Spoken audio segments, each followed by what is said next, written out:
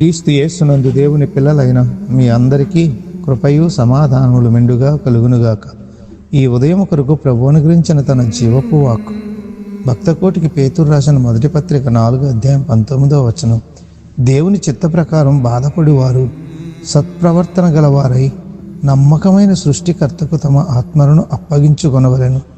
క్రీస్తుతో శ్రమానుభవం.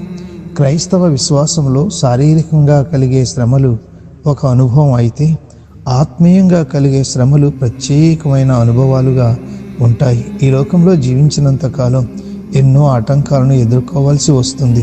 అవన్నీ దైవ చిత్తానుసారంగా జరిగాయి అనుకోవడం పొరపాటు. వ్యక్తిగత నిర్ణయాలు, పొరపాట్ల వల్ల జరిగే పరిణామాలు దేవుని నుండి కలిగిన శ్రమలు కాదు అని అర్థం చేసుకోవాలి.